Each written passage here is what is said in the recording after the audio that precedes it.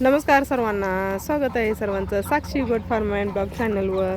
लई दिवसातनं व्हिडिओ यायला लागला आहे. काय माहिती आहे का, व्हिडिओ काढायला टाईम मिळत नाही, त्यामुळे व्हिडिओ काढायचं झालं नाही. तर असू द्या, घे जावा जरा समजून. शेळ्या आता संध्याकाळ झाल्या आणि शेळ्यांना टाकल्या मक्याची वैरण. शेळ्या लागल्या त्या मक्याची वैरण खायला. आता बोकड तोडून घेतलं की दावं मला तो बोकडानं दावं तोडलं.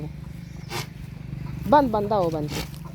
बोकड दावं तोडून घेतले बघा. त्याचं दावं जरा सोलल्यावर झालं होतं आणि तोडला त्यानं दावं. बांधून घे बोकड. येद आले आणि बोकड इकायचं आहे बरं का आपल्याला. आपण त्याच्या किमतीवर एक व्हिडिओ बनवला होता, तर आपल्याला बऱ्याच कमेंट आल्या त्या. कोण म्हणतो तो 35 योग्य किंमत आहे, कोण म्हटलं 40, कोण 45, कोण 50, तर कोण 55. इथंपर्यंत त्याची किंमत झाली होती. तर फायनली बोकड आज विकलं बरं का. आठवडाभर झालं लय सारखं गिरायक यायचं, सारखं ठरवायचं आणि येळभर वैताग त्याचा. तर आज बोकड विकलंय. हे बोकड आहे जवळजवळ 2.5 वर्षाचं बोकड आहे. आणि 2.5 वर्षाचा बोकड आम्ही कशी काही केलं नव्हतं, शेळ्यांसाठी ठेवलेलं बोकड ब्रिडिंगसाठी. आणि ब्रिडिंग कशी करताच आपण हे बोकड विकलंय. बकरी ईदला कशी केलं असतं तर चांगला पैसा आला असता, पण कशी केलं नसल्यामुळं जरा आलाय मापातच. बऱ्यापैकी बरंच म्हणायचं. कशी केलं असतं तर बोकड पण चांगला तयार झाला असता. आता पण तयार आहे बोकड, पण कशी केल्याशिवाय आहे ना त्याच्या मांड्या त्यान भरत नाही. त्या कशी केलं तर चांगला बोकड भरतोय.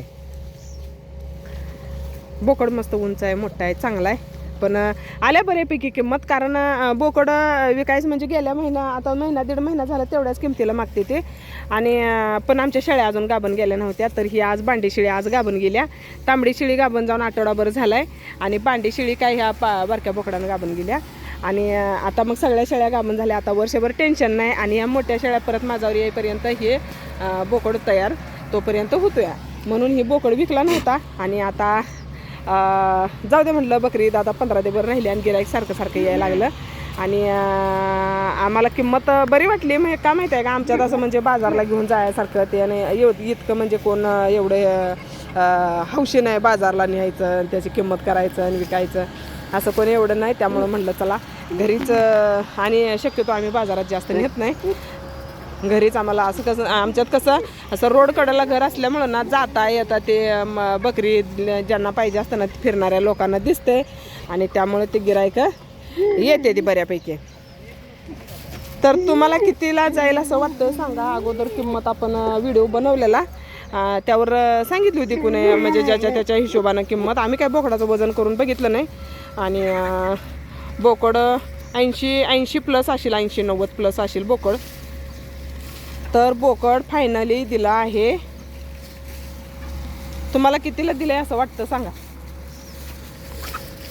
तुम्हाला कितीला गेला असेल असं वाटतंय सांगा. तर असू द्या, सांगून टाकू किंमत आहे ना. आम्हाला परवडलं म्हणजे तेवढ्याला बरं वाटलं म्हणून दिलंय. तर बोकड दिलंय बघा 38,000ला दिलंय. आम्हाला अपेक्षा होती 40ची, 40 प्लस यावं अशी होती. पण सगळं आपण म्हणेल तेवढं होत नसतंय. 38 प्लस आलंय. गेल्या वर्षीच 31-32 पर्यंत मागितली होती, पण शेळ्यांसाठी आपण ठेवलं होतं.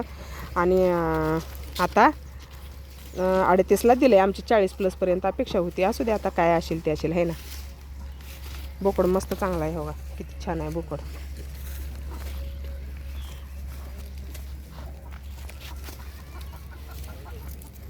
₹650 बोकड दिलंय. सगळ्या शेळ्या गाभण असल्यामुळं जाऊ द्या म्हणलं, आणखी ह्याला वर्षभर सांभाळायचं आणि कशी करून ठेवायचं. आणि आपल्याला दुसरा पण बोकड तयार केला आहे आपण. त्यामुळं हे बोकड काढलाय. त्याने वैरण घेऊन आलं मस्तपैकी मक्याची. काय झालं, आत टाकणार आहे का बाहेरच टाकणार आहे? आत टाकणार आहे.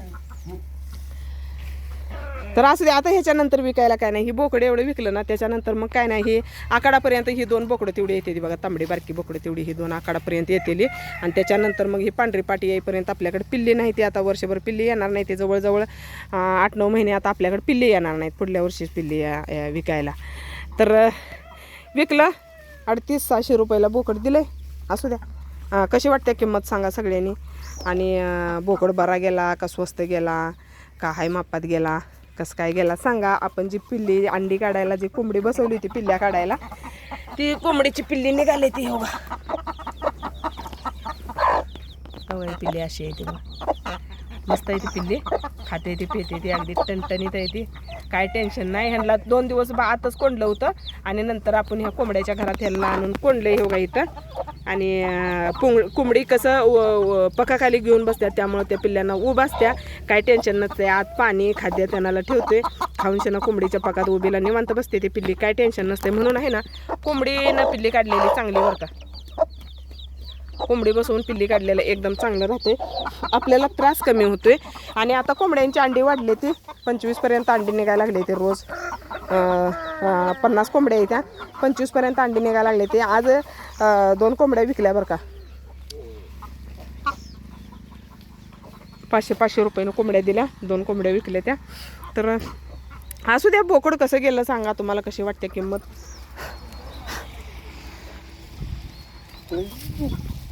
जास्त तर आहे ना 35, 36, 35, 36च करायला लागली होती आहे की नाही हो. 35, 36, 35, 36 वर लय जोर. प्रत्येक जण आलं का 35ला द्या, 36ला द्या, तेवढीच किंमत होत्या म्हणत होतं. तर 3800 रुपयाला दिले. असू द्या, कसा वाटला सांगा व्हिडिओ. आणि कशी केली नसल्यामुळं बोकडला, कशी केलं असतं तर आणखी पैसे आला असतं बरं का. ह्याला गोचड्यानं तर नुसतात पिडून काढले, ह्याच बोकडाला लय गोचड्या होते ते. कशी वाटली किंमत सांगा. आमच्यात ह्यांची अजून अपेक्षा होती आहे ना. हा, शेळ्यात ठेवलेला आहे. हा, ताणून मारते लय वांडा, ताणून मारते.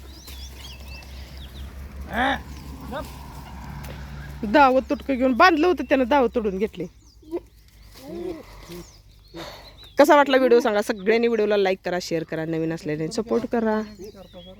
हां, 1-4-5 हजार तरी कशी केला असता ना, 1-4-5 हजार वाढला असतं. 40-42 पर्यंत गेला असता है ना. 40-42 45 पर्यंत लई तर गेला असता.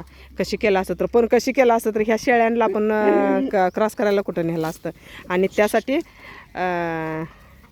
कशी केलं नाही, 5-6 हजार कमी आलेलं पत्करलं, पण ते शेळ्या कुठं न्यायचं, त्यासाठी आपण कशी केलं नव्हतं. तर असू द्या, आलं एवढं बरंच म्हणायचं आहे का नाही. हां, छान म्हणायचं. तर चला, वैरण आणल्या, वैरण सोडून घ्यायचं आहे, रानात खत घालायचं आहे. तर चला, दुसरा व्हिडिओ असणार आहे. आपण रानात खत घालायला लागले आणि त्यात शेळ्यांसाठी चारा करायचा आहे. तर बघूया पुढचा व्हिडिओ बघा. आणि व्हिडिओ ज्यांनी पूर्ण बघितला त्यांनी सगळ्यांनी लाईक करा, शेअर करा, नवीन असलेल्यांनी सपोर्ट करा. धन्यवाद. भेटूया आणखी एका नवीन व्हिडिओमध्ये. भैया टेन्शनमध्ये आलं आहे का काय बघू. बापरे बाप.